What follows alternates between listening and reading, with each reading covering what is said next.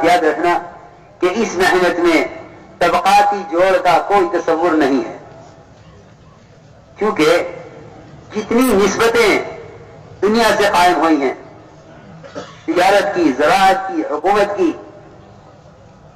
سرمایہ داریوں کی، ان ساری نسبتوں نے امت کو کاٹا ہے۔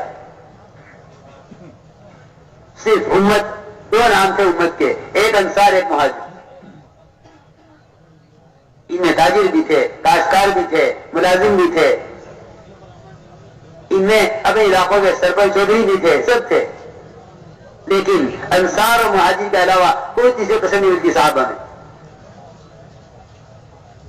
امت طبقات میں بٹی ہوئی ہے۔ اللہ کی غیبی رسولوں کے نزول کا جو اصل سبب ہے وہ امت کی اجتماعیت ہے۔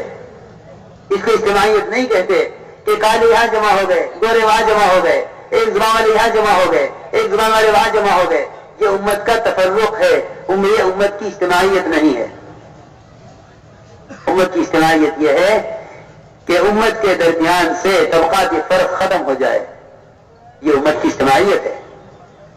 کہ امت کے درمیان سے طبقاتی فرق ختم ہو، یہ امت کی اجتماعیت ہے۔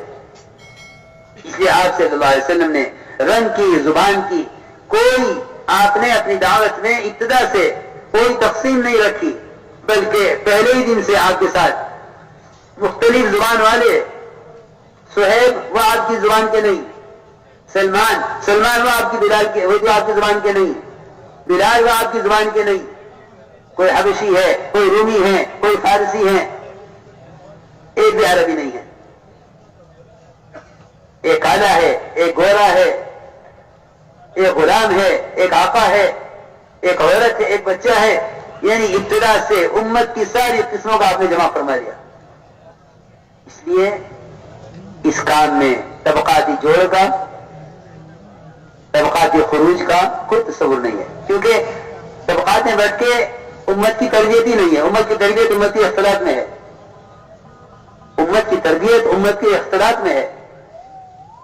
ایک صحابی تھے اقسم بن جون، آپ نے فرمایا اے اقسم، اللہ کے راستے میں نکلا کرو اپنی قوم کے علاوہ کے ساتھ، تمہارے اخلاق اچھے ہو جائیں گے، تم اپنی قوم باعزت ہو جاؤ گے۔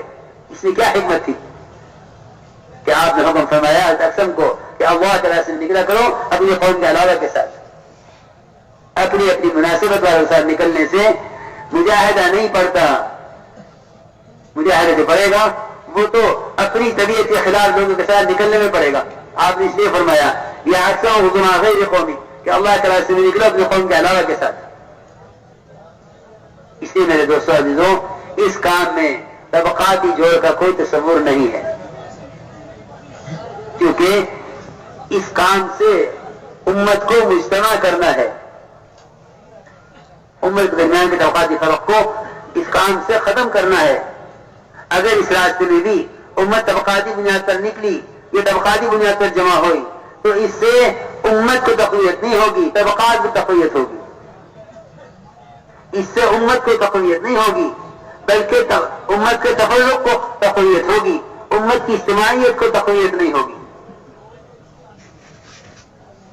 اس لیے اللہ تعالیٰ صلی اللہ علیہ وسلم نے کسی بھی بنیاد پر فخر کرنے کی اجازت نہیں دی کہ کوئی دفتر سے فخر کرے کہ ہم یہ ہیں، ہم یہ ہیں۔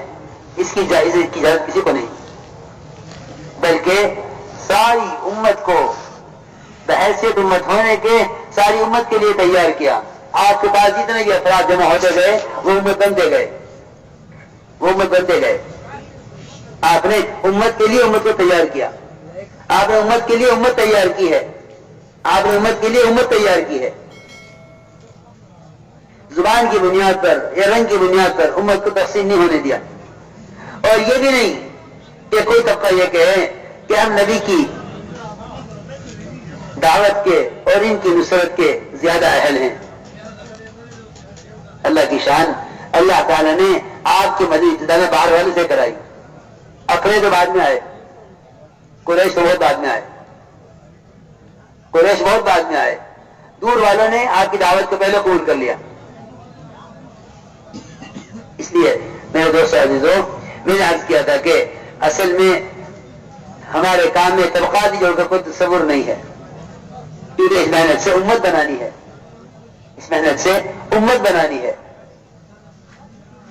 تو دعوت کا بنیادی جو مقصد ہے وہ ہے دعوت کے دعوت کے ذریعے سے امت بنے۔ طبقاتی جوڑ کا ہمارے کام میں کوئی تصور نہیں ہے، کوئی تصور نہیں ہے، کیونکہ دعوت سے امت بنانی ہے۔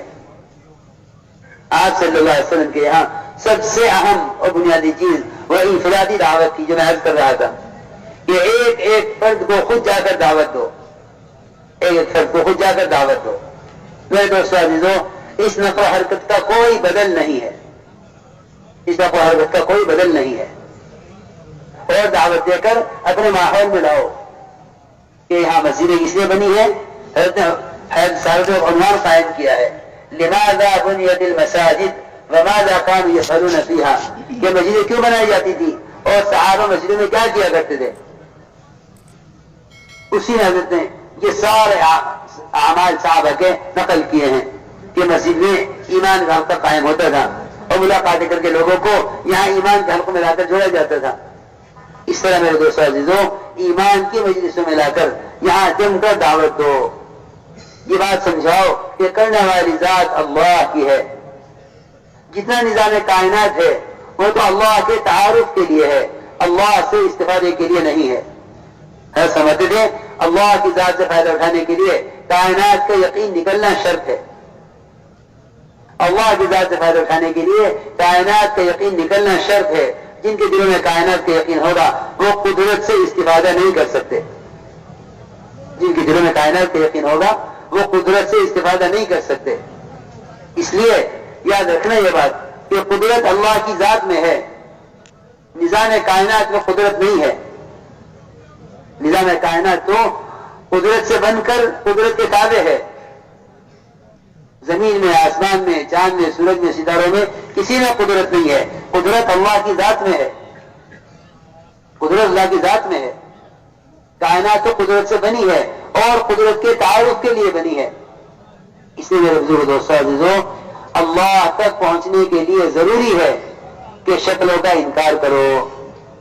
ابراہیم علیہ السلام نے ساری شکلوں کا انکار کیا، ستارے کا بھی، چاند کا بھی، سورج کا بھی، نمرود کا بھی، ساری شکلوں کا انکار کرتے چلے گئے۔ جب شکلوں کا انکار کیا تو سارا ماحول خلاف ہو گیا، سارا ماحول خلاف ہو گیا۔